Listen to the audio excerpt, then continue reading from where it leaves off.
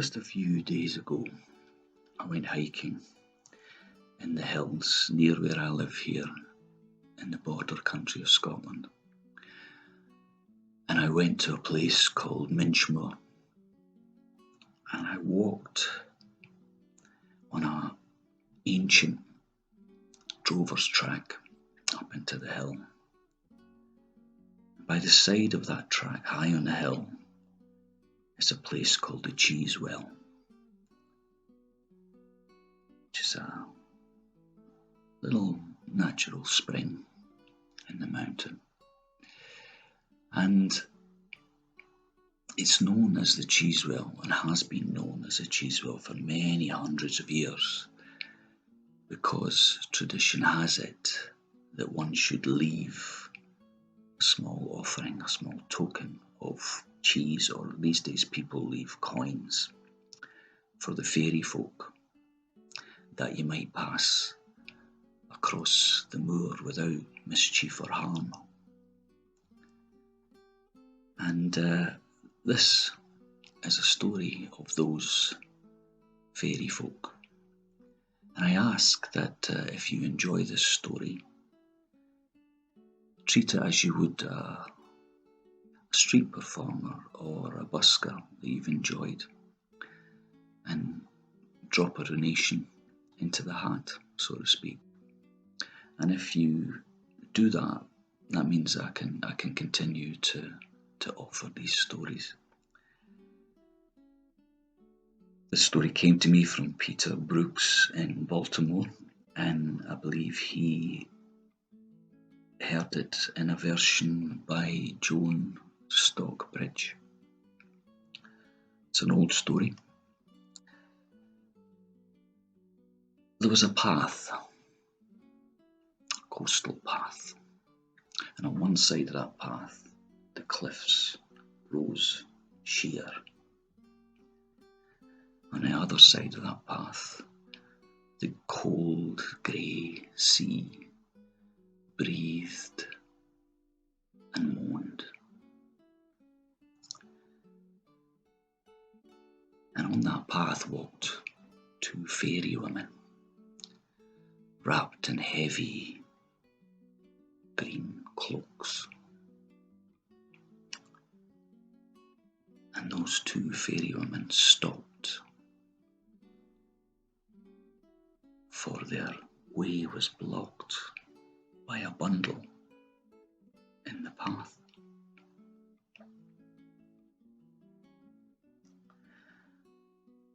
And that bundle whimpered and mewed.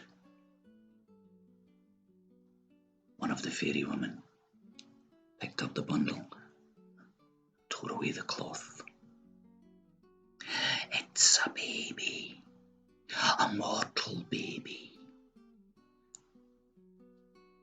And she wrapped the baby again, put it inside her cloak, and the two fairy women went on their way faster than they had come. And as they disappeared, a fishing boat came round the headland, and the man at the tiller, he says, "What's that there on the cliff?" "Ah, there's nothing there," says his mate. "No, I see something there high on the cliff, on the path." And the tiller man turned the boat for shore. But that wasn't an easy task, because it was a rocky place. But he was skilled, and he steered that boat safely through the rocks to the shingle shore. And he pulled and scraped that boat ashore across the shingle. And the two men set to climbing the rise up to the path. Swiftly and surely they climbed until they came to the path. And there they discovered a young woman, more dead than alive.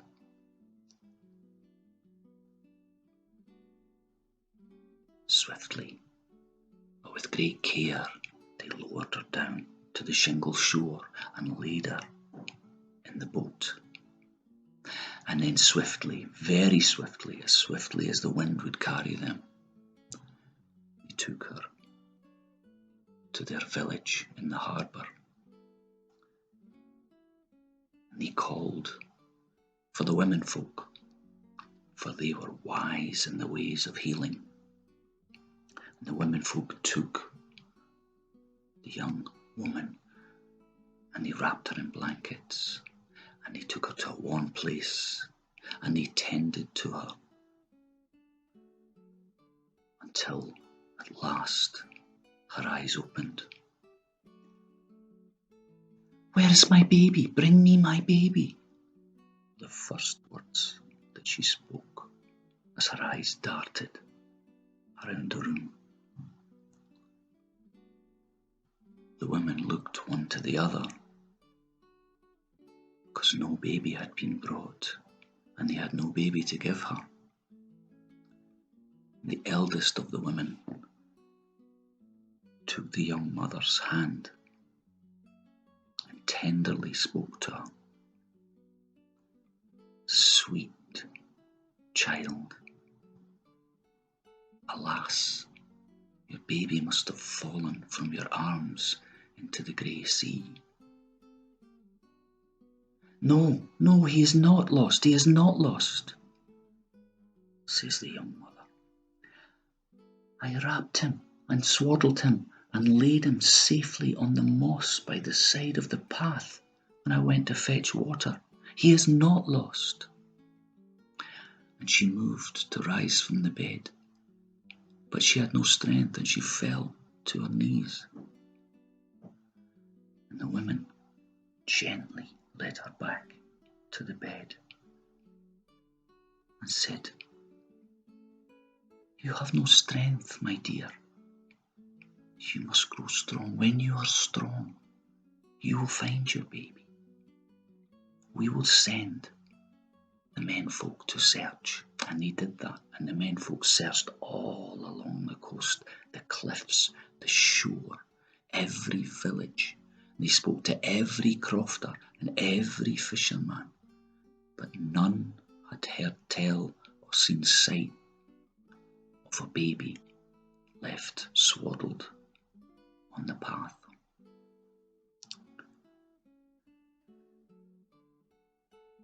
The womenfolk tended to the young mother, and they grew fond of her. And they fed her with clear, light soup, light but nourishing. And she grew strong. And as soon as she could stand on her feet, she left that village. She bid farewell to the kind people who had tended to her. And they were sad to see her go because they had grown to love this brave young mother. And she set off on her search, and she searched and she searched, and she passed through every village and every croft, and she asked every crofter and every villager and every fisherman if they had seen her lost baby. But none had seen sight nor heard tell of a baby left swaddled on the path. For many, many a day she wandered over hill and down dale until her feet were bruised and bleeding and her clothes were in tatters. And late one evening she arrived at the camp of a band of gypsies, and her heart leapt in her breast because she knew that the gypsies travelled far and wide, and if any had heard tell of her lost baby, it would be them. And as she drew close to their circle, they fell silent.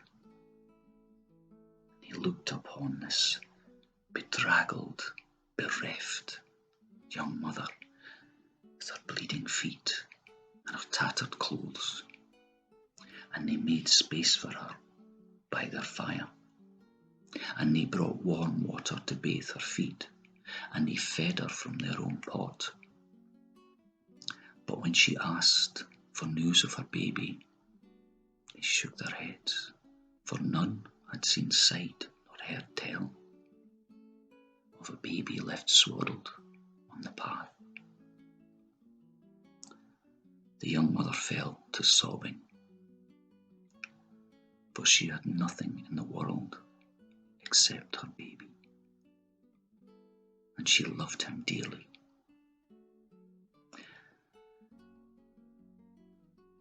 The gypsies circled together, their dark hair and their dark eyes huddled close, and they talked together.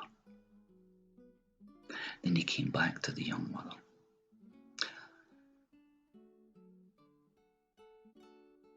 We will take you to the grandmother who knows all there is to know in this world. And that they did. They took the young mother in their own wagon, and they fed her, and they tended to her bruised feet, until they came to a great encampment of gypsies, and they took her straight to the fire of the old crone. And the two women, the young mother and the old crone, sat hand in hand by the fire for a long time. Then the old crone rose, and she took herbs from a pouch by her side, and she scattered herbs on the fire. Then she returned to the side of the young mother and took her hand and looked in her eyes. The news I have is not good. Your baby was taken by two fairy women of the Sidhe, and they have taken him to their dark kingdom, and no mortal has ever returned to the light from that dark kingdom. What must I do? What must I do? I must have my baby back, says the young mother. Well, the Sidhe are a greedy folk, but they have no art or skill by their own hand. Everything that comes to them comes through thievery or bargaining. If you can find something rare, something precious, you may just be able to bargain your way into that kingdom. But I have nothing. I have no family. I have no gold. I have nothing precious. How can I find such a thing? That I cannot help you with. And what's more, even once you have bargained your way into that dark kingdom, you will need something still more precious to buy back your child. And with that, the crone placed her hands on the head of the young mother, and she asked protection for her from harm, from earth or water, air or fire. She bid her farewell. And again the young mother wandered. She thought of every story she had ever heard of things precious. And then she remembered a story of a wondrous white cloak, and another of a magical golden harp, and she knew what she must do. She set off for that place where she had laid her baby swaddled on the soft moss at the side of the path.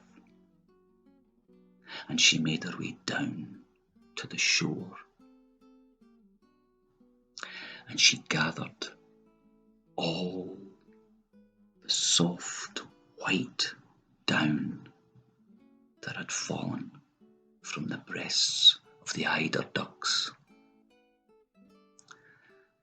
And she wove them into a cloak. And she was protected, for she was harmed neither by the rocks which did not bruise her, the sea did not drown her, the wind did not batter her, and the sun did not burn her, until she had finished weaving that cloak. And when it was complete, it looked like a cloud had fallen from the sky. Then she returned to her search, and she gathered all the bones of long dead sea creatures, bones which had been polished by the sea and bleached by the sun. And she fashioned them into the shape of a beautiful harp. And she took her own golden hair and she strung that harp. And when she plucked a note on that harp, it was so full of love and loss and longing that the fairy birds of the air stopped in their flight at the sound of it. She gathered up the cloak and she took the golden harp under her arm, and she made her way to the entrance of the fairy kingdom, where she hid behind a great oak tree and waited and watched. And she watched the fairy folk of the Sidhe enter a cave in the side of a hill and go into the Shean, the land of the Sidhe. And she watched and she waited until a lone fairy who had fallen behind the others appeared, and then she leapt out, waving the cloak. And the fairy set eyes on the cloak and desired it. "How came ye by that cloak?" asked the fairy. "I fashioned it with my own hand," says the young mother. "What price ask ye for that cloak?" says the fairy. "It's not for sale," says the young mother, "but I will give it to you if you grant me passage into the kingdom." And the deal was struck, and the fairy grasped out at the cloak, but the young mother held it back and said, "Only once we are in the kingdom." The fairy led her by the hand into the cave, and by many weaving passages through the hill,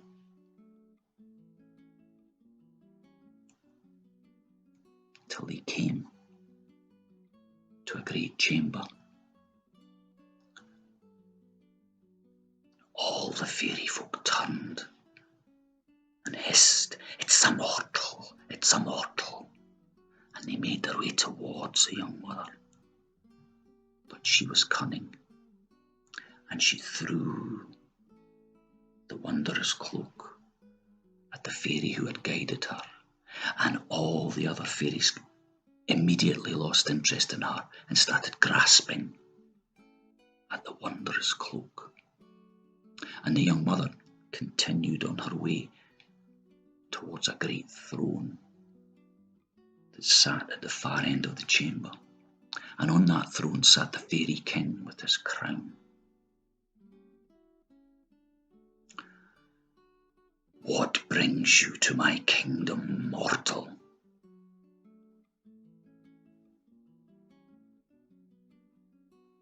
"I have something for you," says the young mother. She produced the golden harp.